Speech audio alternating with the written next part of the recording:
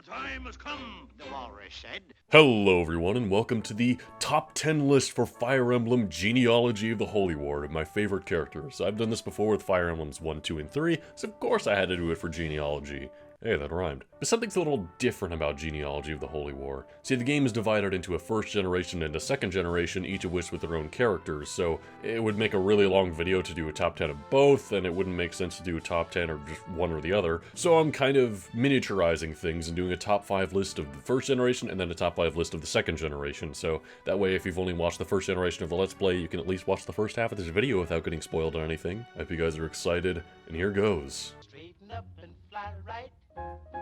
Straighten up and fly right. At number 5 in Generation 1, we have Finn, the rookie you get in the prologue chapter. Finn appeals to everything I love about Fire Emblem characters. I love when they start off super low level, super weak, and then grow into some of your best units. And of course, without getting into spoilers for Generation 2, Finn continues to play a role in that game, so I like how his character has an important role in progressing the story. The only reason Finn isn't higher up on the list, because trust me, he would be, is unfortunately he goes away partway through the game, so you don't get to experience him all the way through. I don't know, if you want a proper number 5 who's there for the whole game, I guess Azel.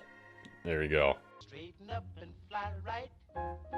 Straighten up and fly right. At number 4, we have Sylvia. What I like about Sylvia, as well as the dancer in Generation 2 in this game, is how they change up the way you play. See, Genealogy is different from the previous Fire Emblem games in that after a horse unit moves, you can then reposition them, so you can kind of strategize how you want to blockade things. But Sylvia then changes all of that, because Sylvia is this game's dancer, meaning she can make units go again, but unlike the previous game where the dancer could make one unit go again, Sylvia can make all the units surrounding her go again. So there's so much strategy going into moving in a bunch of horse units, then moving them back into a diamond formation, then making Sylvia dance for them, and it's just, it's so cool. I guess that's really everything I have to say about this spot, but there you go. Strategy. Straighten up and fly right. Straighten up and fly right. At number 3, we have Ira, and Ira is awesome. She's the princess of Isaac, the country which your home country is currently in the middle of a war with, but she's sensible and actually joins your ranks. You guys know I love me some swordsman mercenaries from the previous games. I love Ogma, I love Saber, hell, Chulane here, aka Blondie, almost made the list, but I think there's a few things in particular that appease Ira to me. For one, she's introduced in this chapter with a huge thicket of forest, so being able to go through there without having a horse unit is helpful for sure, but more important than that is her ability Astra, which allows her to just really lay into those enemies. I think the one thing holding Ira down is her movement. She never gets a horse like a lot of the other characters have. If you want to give her a movement ring, then she is your best unit. No question about it. Straighten up and fly right. Straighten up and fly right. At number 2, we have Bridget. This one surprised me and in particular shined during the Let's Play. I don't remember much about Bridget from my previous playthroughs of this game, but I do remember she's a bow user. However, in our particular playthrough, Jamp ended up dying early on, and Midir has never been that useful for me, so Bridget helps fill that gap of a really useful bow user. And I mean, Ufel being a legendary weapon really helps out. But more than anyone else in this list, I really like Bridget's character. I like how she's this pirate who's brought up as a mercenary, but is actually the long-lost family member of House Chalfie, and so she has an important role in Sigurd's army, and an important destiny, of course. A destiny which is left to mystery for now. But I guess we'll have to wait till the next game for that. Carrying on. Straighten up and fly right. Straighten up and fly right. At number 1, we have Sigurd. Okay, it's another cop-out. I'm sorry, look. If you don't know what the previous list, I've constantly put the main character at the number 1 spot, and it's kind of a trope at this point. But I mean, come on, Sigurd just might be the strongest of all of them so far. He gets a silver sword in the prologue chapter, and as I was saying before, horse units in this game are the best. They're good for maneuverability, repositioning your units, all that stuff, and Sigurd, well, he just really takes it home. I also do really like his character. You feel bad for the guy. He's constantly being pushed one way or the other, and unfortunately being deceived against. It makes the end of Generation 1 all the more tragic. Well, with that, let's carry on to Generation 2 and cover my top 5 characters in that. Now, there's one important note to make about the characters in Generation 2. Nearly every character can be swapped out for either the child version of a Generation 1 character or just a complete rando. For example, if you paired up Lachesis in Generation 1, then she would have a kid, and you'd have Diarmuid at the start of Generation 2, but if you didn't do that, say Lachesis died, or you just never paired her up with anyone, you would instead have Tristan. So there's some differences in dialogue, some differences in stats, and of course abilities. So, for my personal playthrough, I had kids with every Generation 1 character, I made damn sure of that. So there's none of the swap out characters. I'm sorry, if you like those characters more, Maybe I'll do another playthrough again sometime as a stream and only do swap out characters, and we'll try it that way.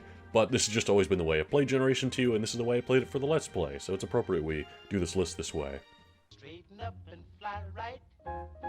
Straighten up and fly right. At number 5, we have Arthur. Arthur is interesting to me as the son of Tail 2 and a magic user, which of course gives him the Wrath ability. Now, I never loved using this with Tail 2 because Tail 2 is definitely a glass cannon, whereas Arthur you get in the first chapter of Generation 2, and you can mess around with the father to get better stats for health and defense and resistance and all that stuff. So in my eyes, Arthur was just more set up for success, and let's face it, I'm just being biased because he has white hair and he's a magic caster. Straighten up and fly right.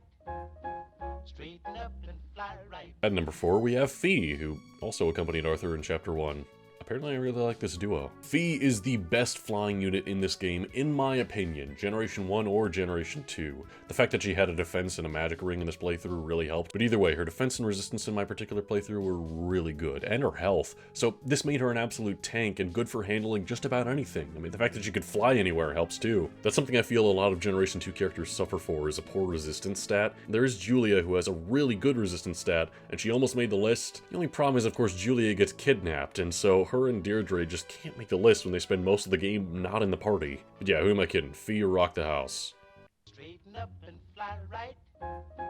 Straighten up and fly right. At number 3, we have Leaf. Now, Leaf is similar to Finn, which is appropriate because Finn's the guy who trained him, in that he starts out super weak and then grows super strong. You guys know I like that about Fire Emblem characters, so of course Leaf is going to make this list. But what I also like about Leaf is his role as a character. Leaf is the leader of a resistance army of his own, which Seliph ends up joining up with partway through his adventure, which I like that world building, that there's more resistances against the Empire going on than just Seliph's main thing. It brings to the front of the stage that there's more minds going into this, there's more people participating, and I just really like that storytelling. I also like that Leaf has his own game coming up, but we'll get to that in the future at some point. Otherwise, of course, I love Leaf's design. It's very Leiji Matsumoto, and the fact that he's got this all-white armor with a big cape, it's pretty sick. Straighten up and fly right. Straighten up and fly right. At number 2, we have Larce, actually beating out Ira from the first generation list at number 3. What can I say? I like Larce more. I mean, the fact that you can mess around with her stats and abilities, I gave her Paragon in this case because I paired Ira up with Lex, so she leveled up fast and just became one of the strongest units by far. Actually, she became so strong that she stopped getting XP long before most anyone else did. I mean, everything about Larce, her skill, strength, speed, avoid, Astra, of course. I like her role in the story, helping Seliph build up the resistance in, well, Isaac, where everything started going down with the war in that previous generation. And it's the same story with Ira, where she's kind of outshined by some horse units, but if you give her the move ring, she's the strongest unit in the game. Straighten up and fly right. Straighten up and fly right. At number 1, we have Ares.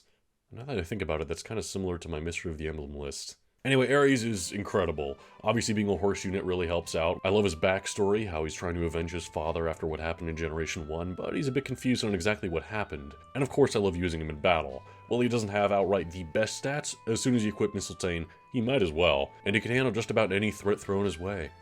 Well, there you go. There's my top 10 characters in Fire Emblem Genealogy of the Holy War. I really do want to get around to Thracia at some point. Of course, I love the Fire Emblem franchise, but I do want to take a break from here, and I hope you guys enjoyed this Let's Play. If you didn't get the chance to watch it already, well, now's the time now that it's all over. So with all that said and done, let me know your favorite Fire Emblem Genealogy of the Holy War characters in the comments section down below.